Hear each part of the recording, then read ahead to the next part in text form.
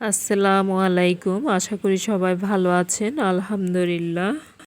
যে যেখান থেকে ভিডিওটি দেখছেন সবাইকে নববর্ষের শুভেচ্ছা।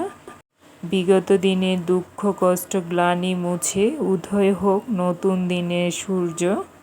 সবার জন্য রইল এই কামনা। আজকের রেসিপিতে থাকছে ভেজিটেবলস ভাপা পিঠা, শীতের সবজি দিয়ে তৈরি। আমরা যারা গুড় দিয়ে ভাপা পিঠা খেতে পারি না তাদের জন্য পারফেক্ট একটা রেসিপি। আশা করছি রেসিপিটি ভালো লাগবে। এখনও যারা লাইক দেন নাই প্লিজ একটি লাইক দিয়ে ভিডিওটি দেখতে থাকুন। আমি এখানে চাউলের গুঁড়ি নিয়েছি। গুঁড়িগুলো শুকনো ছিল না, সাথে সাথে করে নেওয়া গুঁড়ি।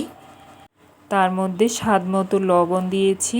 এখন একটু একটু পানি দিয়ে গুঁড়িগুলো ম্যাশ করে নিব। সাধারণত আমরা সবাই ভাপা পিঠা বানানোটা জানি, সেইভাবেই আমিও আজকে ভাপা পিঠার গুঁড়িগুলো তৈরি করে নেব। আমার গুঁড়িগুলো সাথে সাথে করে নেওয়া, তাই পানির পরিমাণটা বেশি লাগেনি। শুকনো যদি হতো তাহলে হয়তো পানির পরিমাণটা একটু বেশি লাগতো। হয়ে গেল ভাপা পিঠার গুঁড়ি। দেখুন গুঁড়ির কনসিস্টেন্সিটা কেমন হয়েছে। এইভাবে মুঠ করে নিলে গুঁড়িগুলো চাকা হয়ে যাবে, তখন বোঝা যাবে আর পানি দেওয়া যাবে না। গুঁড়িটা রেডি হয়ে গেল। এখন আমি একটা ছাঁকনিতে নিয়ে অথবা চালনিতে নিয়ে গুঁড়িগুলোকে চেলে নেব।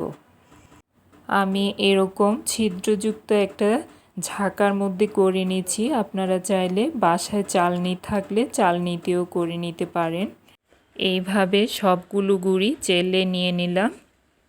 চেলে নেওয়ার পর গুঁড়ির কনসিস্টেন্সিটা এমন হয়েছে দেখুন। এখানে কিছু শীতকালীন সবজি নিয়েছি, ধনেপাতা, পেঁয়াজের কলি, গাজর, পেঁয়াজ, কাঁচামরিচ। সবজিগুলোকে একদম মিহি করে কুচিয়ে নিয়েছি। কাঁচামরিচ দেখুন একদম পাতলা পাতলা করে কুচিয়ে নিয়েছি। পেঁয়াজটাও একদম মিহি করে যতটুকু পেরেছি। চেষ্টা করবেন যতটুকু সম্ভব হয় একদম কুচিয়ে নেওয়ার। গাজরটা আমি গ্রেটারের একটু বড় যেই অংশটা আছে ওই অংশটা দিয়েই গ্রেট করে নিয়েছি। পেঁয়াজের কলিটাও একদম ছোট ছোট করে কুচিয়ে নিয়েছি। এখন আমি সবগুলো ভেজিটেবলস দিয়ে দিলাম গুঁড়ির মধ্যে। সবশেষে 1 কাপ পরিমাণ নারকেল কোড়ানো দিয়ে দিলাম। এখন সব ভেজিটেবলসগুলো ভাপা পিঠার গুঁড়ির সাথে ভালো করে ম্যাশ করে নিব। আর এই গুঁড়ির সাথে ভেজিটেবল ম্যাশ করার প্রসেসিংটা আমি হাত দিয়ে করব না, একটা চামচের সাহায্যে এইভাবে করে নিচ্ছি। হাত দিয়ে ম্যাশ করলে হয়তো ভেজিটেবলস থেকে একটু পানি বের হয়ে যাওয়ার সম্ভাবনা আছে, তাই হাত না দিয়ে চামচের সাহায্যে আলতো করে ম্যাশ করে নিলাম। ভেজিটেবলস থেকে পানিটা বের হলে দেখা যাবে গুঁড়িটা দলা পাকিয়ে যাবে। এরকম একটা ভাপা পিঠার বাটি নিয়েছি, বাটির মধ্যে গুঁড়িগুলো নিয়ে নেব। গুঁড়ির কনসিস্টেন্সিটা দেখুন একদম ঝরঝরে আছে, বড় আকারে কোনো দলা পাকায়নি। যাই আছে ভেজিটেবলসের সাথে গুঁড়িটা একটু লেগেই আছে। এখন বাটির উপরের অংশটা হাতের সাহায্যে একটু শেপ দিয়ে নিলাম এভাবে।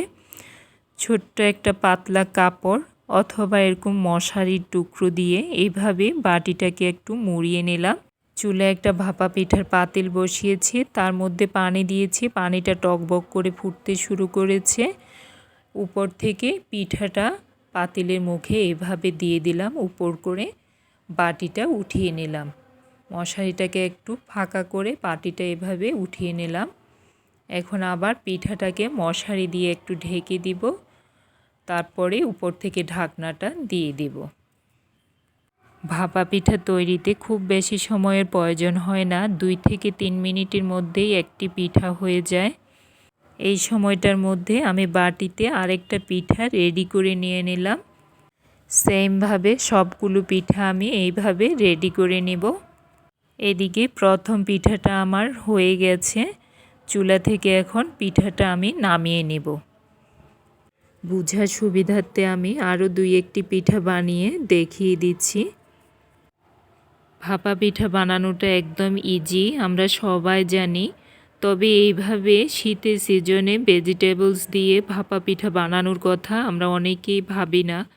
তো আজকে বানিয়ে দেখিয়ে দিলাম ভেজিটেবলস দিয়েও এত সুন্দর ইভেন মজার ভাপা পিঠা বানানো যায়। বাসায় বড়জনদের শারীরিক সমস্যা ডায়াবেটিসের কারণে গুড় খাওয়াটা নিষেধ থাকে, তাদের জন্য পারফেক্ট একটা রেসিপি। মাংসের ঝোল দিয়ে পিঠাটা খুবই মজা হয়। শীত আসছে, ভাপা পিঠা খাবে না, এটা তো হতেই পারে না। আশা করছি রেসিপিটি ভালো লেগেছে। ভালো লেগে থাকলে আমার চ্যানেলটি সাপোর্ট করে পাশে থাকার অনুরোধ রইল।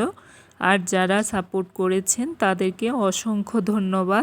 ফ্যামিলি অ্যান্ড ফ্রেন্ডসের সাথে শেয়ার করে চ্যানেলের সাথে থাকুন, তাহলে নতুন নতুন ভিডিওগুলো আপলোড করার সাথে সাথে পেয়ে যাবেন, সময় সুযোগ করে দেখে নিতে পারবেন।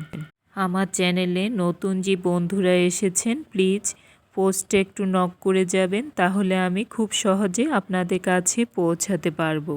সময় সাপেক্ষের কারণে যদিও একটু লেট হয়ে যায়, তবে আমি ঠিকই আপনাদের কাছে পৌঁছাবো।